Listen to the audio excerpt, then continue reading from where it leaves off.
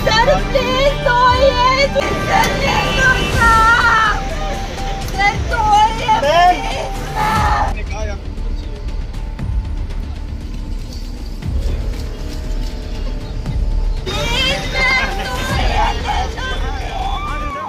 JEE main 2026 में जब आप जो है एग्जाम देने के लिए जाओगे, उस टाइम पे आपके पास कौन कौन से डॉक्यूमेंट्स होने चाहिए, क्या क्या आपको जो गाइडलाइंस हैं उनको फॉलो करना चाहिए, जिससे कि मैं जब एग्जाम देने के लिए जाऊं तो मेरा कोई भी इशू ना आए और मैं आराम से अपना एग्जाम दे करके आराम से वापस घर आ जाऊं। वरना काफी सारे बच्चों का, जैसा कि शुरुआत में वीडियो को मैंने दिखाया, बच्चे एग्जामिनेशन सेंटर पे जाकर के रोने लग जाते हैं, एग्जामिनेशन सेंटर पे उन्हें जो है भगा दिया जाता है, उनको जो है कभी वो टाइम से नहीं आते हैं, कभी कोई फॉर्म की वजह से, कोई डॉक्यूमेंट की वजह से उन्हें वापस होना पड़ जाता है। तो ये सारी गलतियां अगर नहीं करनी है तो इस वीडियो को ध्यान से देख लेना। अगर ऐसा है कि नहीं ये गलती मेरे को करनी है, मुझे कोई फर्क नहीं पड़ता, यहीं पे वीडियो को स्किप करके आप बंद कर सकते हो वीडियो को। बट मुझे पता है कि ये काफी क्रूशियल एग्जामिनेशन होता है, ये फ्यूचर का सवाल है, कोई भी ऐसी गलती नहीं करेगा। तो इसलिए बच्चों मैं वीडियो को शुरू करता हूं। इसमें सारी गाइडलाइंस बताऊंगा कि क्या क्या कैरी करना चाहिए, कैरी नॉट टू कैरी, क्या नहीं लेके जाना चाहिए, सारे डॉक्यूमेंट्स A to Z में बताऊंगा, ठीक है। इसलिए ध्यान से पूरी वीडियो देख लेना। बट बच्चों वीडियो को शुरू करने से पहले अगर कोई भी बच्चा ऐसा है कि जिसने अभी तक भी चैनल को सब्सक्राइब नहीं किया तो जल्दी से जाकर के कर लो, बिकॉज ये चैनल आपको काफी ज्यादा हेल्प करेगा, क्योंकि अभी तो हेल्प कर ही रहे हैं, साथ ही में जब पूरी जो है आपका एग्जाम वगैरह हो जाएगा उसके बाद काउंसलिंग चलेगी, तो ऑल ओवर इंडिया में जितनी भी काउंसलिंग है वो सारी काउंसलिंग में हम आपको हेल्प कर रहे होंगे। इसलिए जल्दी से जाकर के चैनल को सब्सक्राइब कर लो। बाकी बच्चों अब ज्यादा बात नहीं करते हैं, डायरेक्ट हम वीडियो को शुरू कर लेते हैं। सबसे पहली चीज है बच्चों कि आपको अपना करेक्ट टाइम पे पहुंचना है, ठीक है। सबसे पहला मैं आपको चीज बताना चाहूंगा कि आपका जो भी टाइमिंग दे रखा है, मान लो मॉर्निंग शिफ्ट है तो आप लोग मॉर्निंग शिफ्ट में जो आपका रिपोर्टिंग टाइम है बच्चों की 8:30 8:20, इससे पहले पहले पहुंच जाओ। तो आप लोग, मैं बोलूंगा 7:30 ही पहुंच जाओ। जो भी एग्जामिनेशन टाइम है, मान लो 9 बजे से शुरू होगा एग्जाम, उससे 1 घंटा या 1.5 घंटा जो है उससे पहले ही आप लोग पहुंच जाओ, क्योंकि जितना जल्दी पहुंच जाओगे तो रश नहीं होगा और उस टाइम पे आपके जो कुछ डॉक्यूमेंट्स अगर कुछ गड़बड़ होंगे तो भी आपका वो रिजॉल्वेशन हो सकता है कि हाँ आप लोग कहीं से मंगा लो, ऐसा कुछ कर लो। तो ये आपका सबसे पहली टिप रहने वाली है। तो देखो बच्चों, सबसे पहला डॉक्यूमेंट आता है, that is your JEE Mains का एडमिट कार्ड, ठीक है। डॉक्यूमेंट्स की लिस्ट अभी बता रहा हूं।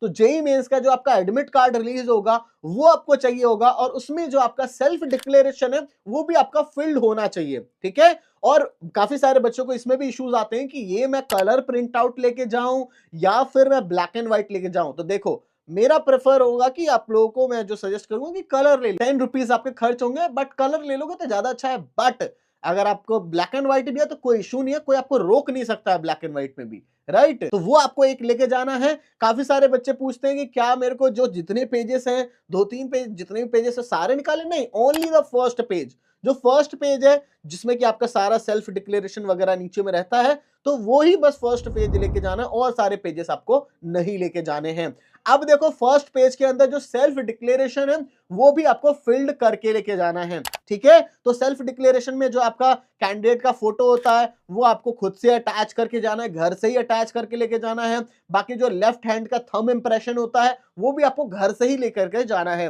ये दोनों चीज आपको घर से करके जानी है। इसके अलावा जो कैंडिडेट का साइन है वो आपका जिस दिन एग्जाम होगा अंदर में जा करके फिर साइन करना होगा, ठीक है। तो आपको ये जो साइन है वो वहीं जाकर के करना होगा। बाकी ये जो 2 चीजें हैं वो आपको सेल्फ डिक्लेरेशन वो पहले से करके जानी है। लेफ्ट हैंड का थंब इंप्रेशन, राइट, और वो आप किसी भी साइबर कैफे वगैरह कहीं से भी जो है वो ले लेना थंब प्रिंट, और उसमें लगा करके अपना कर लेना। और बाकी जो है कैंडिडेट की फोटो, तो जो लिखा हुआ है जितना एरिया उसके अंदर थोड़ा बहुत ऊपर हो जाए तो चलेगा, नीचे मत करना, क्योंकि बिकॉज एप्लीकेशन नंबर वगैरह ढक जाता है। तो ये सबसे पहला डॉक्यूमेंट होगा। इसके अलावा जो दूसरा डॉक्यूमेंट की बात करें तो दूसरा आपका होगा ओरिजिनल आईडी कार्ड, ठीक है। इसमें आपका ओरिजिनल आईडी कार्ड होना चाहिए, जिसमें कि मैं आपको सजेस्ट करूंगा कि आप लोग जो है कोई फोटोकॉपी तो लेके जाना ही नहीं। ओरिजिनल की बात हो रही है तो फोटोकॉपी बिल्कुल नहीं चलेगा।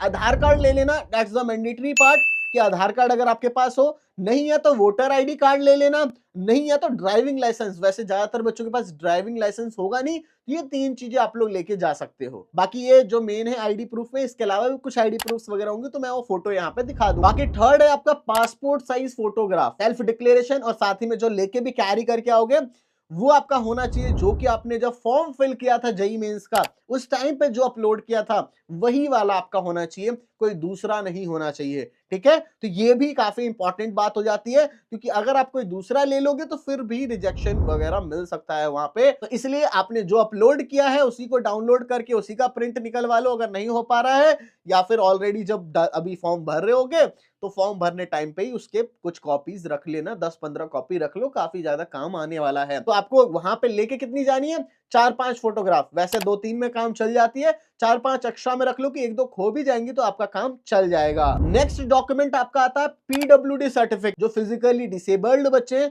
वो सारे अपनी ओरिजिनल जो है पीडब्ल्यूडी सर्टिफिकेट लेके आएंगे, ठीक है, जो कि उन्हें गवर्नमेंट अथॉरिटी से मिला हुआ वो आपका होना चाहिए, जिसमें गवर्नमेंट का स्टैम्प वगैरह है, ठीक है। तो वो पीडब्ल्यूडी ओरिजिनल होना चाहिए। काफी सारे बच्चे जो हैं मतलब ऐसा लेके आ जाना नहीं, वो ओरिजिनल आप लोग लेकर के आना है आपको। साथ ही में आप लोग जो है नेक्स्ट जो है अपना एक ट्रांसपेरेंट वाटर बॉटल लेके जा सकते हो, ठीक है, ट्रांसपेरेंट, ठीक है, वो ट्रांसपेरेंट होना चाहिए जिससे कि आर पार दिख सके, वरना काफी सारे वैसे वाले लेके आ जाते हैं। नहीं, नॉर्मल जो होता है जो ट्रांसपेरेंट दिखे आर पार वो वाला लेके जाना है, कोई ऐसा नहीं कि जिसमें आर पार ना दिख सके, वरना फिर वो एंट्री नहीं देंगे आपको। साथ ही में आप अपना एक बॉल पॉइंट पेन लेके जा सकते हो, वो भी ट्रांसपेरेंट होना चाहिए, आर पार दिखे, ठीक है ना, वो भी आपका एक बॉल पॉइंट पेन लेके जा सकते हो। वैसे काफी सेंटर्स जो है वैसे वो वहां पे भी वो प्रोवाइड कर देते हैं, बट अपना भी खुद के लेके जाओ कि अगर इनकेस नहीं प्रोवाइड कर पा रहे हैं, नहीं हो पा रहा, कुछ ऐसा कुछ आ गया इमरजेंसी वाली बात, तो इसलिए अपना भी लेके जा सकते हो। साथ ही में मैंने जितने डॉक्यूमेंट्स आपको बताए हैं, ठीक है, तो वो जो मैंने पहला एडमिट कार्ड बताया उसकी भी 3-4 कॉपी रख लेना, जो भी है, ठीक है, 2-3 रख लेना जिससे पैनिक सिचुएशन ना क्रिएट हो। बाकी बच्चों आपको 1 लाख का स्टडी ग्रांट मींस स्कॉलरशिप चाहिए जब भी आप एनआईटी आईआईटी किसी में भी एडमिशन लेना चाह रहे हो, वो अगर आपको चाहिए तो आपको एक एलपीयू नेस्ट का एग्जामिनेशन होता है जो कि एलपीयू कंडक्ट कराता है, वो एग्जाम आप लोग दे सकते हो। उस एग्जाम में अगर आपकी 500 से कम रैंक में अगर आ जाती है, ऑब्वियसली अगर एनआईटी और इन सब में जा रहे हो तो आराम से 500 से कम रैंक ला भी सकते हो। उसमें फिर क्या है कि आप एनआईटी आईआईटी इन सब में एडमिशन लोगे और आपको ये 1 लाख आपकी जो है आपको फी पे करने वाले, यानी कि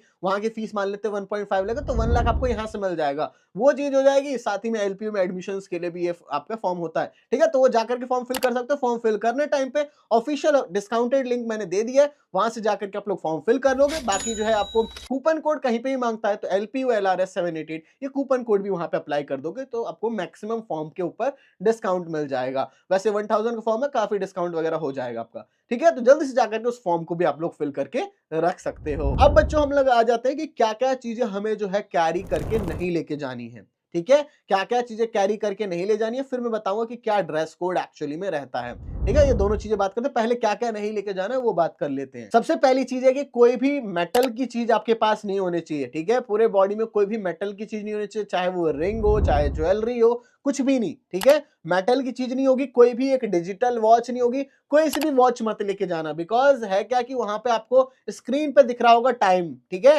जैसे और एग्जामिनेशंस में होता है ना कि आपको टाइम नहीं पता चलता, इस वजह से आप लोग वॉच कैरी कर रहे हो, ठीक है, तो आप मैं सजेस्ट करूंगा कोई सा भी वॉच ही मत ले जाना, क्योंकि कोई दूसरी ले जाओगे तो मेटल हो जाएगी, ये सब चीज हो जाएगी, तो वॉच कैरी ही मत करना। बाकी आपको कोई ज्योमेट्री बॉक्स पेंसिल बॉक्स ऐसा कुछ लेके नहीं जाना है। अगर बहुत ज्यादा है तो ट्रांसपेरेंट वाली जो आपकी एक आती है पाउच वो लेके जा सकते हो, ठीक है, उसमें कुछ कैरी वगैरह करना है, वैसे कुछ ना लेके जाओ तो ज्यादा बेस्ट रहने वाला है। साथ ही में आप लोगों को जो है कोई पेपर वगैरह कुछ लेके नहीं जाना है, बिकॉज वहां पे आपको रफ वर्क करने के लिए आपको वहां पे प्रोवाइड किया जाएगा, ठीक है, रफ वर्क करने के लिए आपको वो पेपर्स देंगे तो वो आपको कैरी नहीं करना है। पेन एक बार को कैरी कर सकते हो, अगर इनकेस वो बोलते हैं कि पेन अंदर नहीं ले जाना मत ले जाना, वो खुद देंगे। कोई सा भी इलेक्ट्रॉनिक गैजेट लेके नहीं जाना है, आपका स्मार्टफोन ये सारी चीजें आपको नहीं लेके जानी है, ठीक है। वहां पे क्या होगा कि जब आप एंट्री कर रहे होगे तो एंट्री के टाइम पे फिर आपको ये लेके जाने नहीं देंगे, फिर कहाँ रखोगे।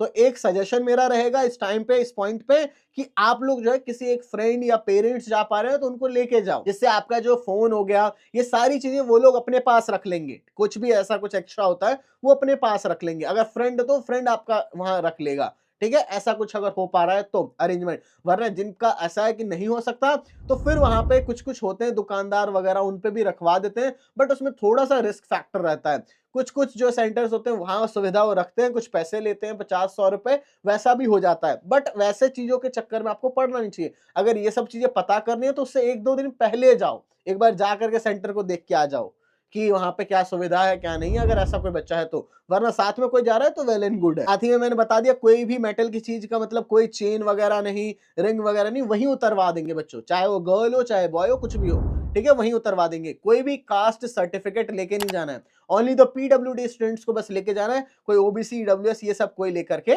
नहीं जाएगा। अब देखो बच्चों, ड्रेस कोड के ऊपर आ जाते हैं कि क्या क्या चीजें एक्चुअली में लेकर के पहन के जा सकते हैं। सबसे पहली चीज कि आपका जो शूज अगर पहन के जा रहे हो तो शूज आपका जो है थिक नहीं होना चाहिए, ज्यादा मोटे नहीं होने चाहिए, थोड़े पतले होने चाहिए, क्योंकि थिक का मतलब बच्चे वहां पे आपसे जूते उतरवाने लग जाएंगे, चेक करने लग जाएंगे कि इसके अंदर तो कुछ पेपर वगैरह नहीं छिपा रखा है, तो थिक सोल नहीं होना चाहिए आपका। सिंपल शूज हो, ठीक है, नॉर्मल सा शूज पहने हो, कोई फैंसी वगैरह ना हो कि पार्टी में थोड़ी जा रहे हो, एग्जाम देने के लिए जा रहे हो, तो वो सारी चीजें हो गई। दूसरी चीज है कि अभी आपका जनवरी अटेम्प्ट जो होगा, थोड़ी सी ठंड पड़ेगी उस टाइम पे, तो ठंड के टाइम पे ज्यादा भी मोटी मोटी जैकेट्स भी ज्यादा पहन करके नहीं जानी है, ठीक है, उतना ही पहन के जाना है जिससे कि बस ठंड ना लगे। कोशिश करो कि थिन जैकेट हो, ज्यादा मोटी ना हो, थोड़ी पतली हो, स्वेटर वगैरह भी पहन करके जा सकते हो, ठीक है, कोई शर्ट भी पहन के जा सकते हो, टी शर्ट्स भी पहन करके जा सकते हो।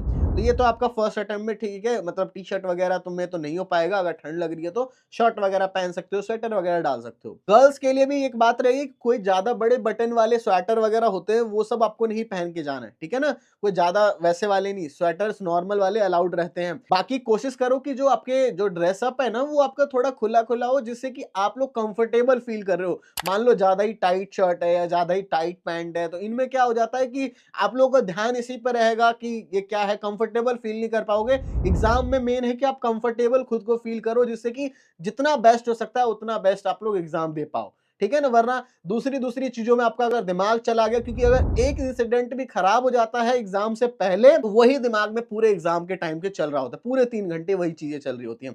तो ये सब चीजें आपके दिमाग में ना चले, तो इसलिए इस तरीके से सारी चीजें आपको करनी है। आगे गर्ल्स में वो आराम से अपना नॉर्मल टी शर्ट वगैरह, कुर्ती वगैरह, नॉर्मल सब जो है कपड़े जो होते हैं वो आप पहन सकते हो, ठीक है। तो इस तरीके से सारा रहने वाला है। बाकी फिर भी कुछ डाउट्स वगैरह आ रहा है तो कमेंट सेक्शन में पूछ सकते हो, वो डाउट्स भी बच्चों आपके क्लियर कर देंगे। आई होप सो बच्चों सब कुछ समझ आ गया होगा। बाकी चैनल को सब्सक्राइब कर लेना और बाकी एलपीयू का फॉर्म भी जाकर के भर लो, एलपीयू नेस्ट का, जिससे कि 1 लाख का स्कॉलरशिप आपको मिल जाए। तो बच्चों thank you for watching this video. जय हिंद, जय भारत।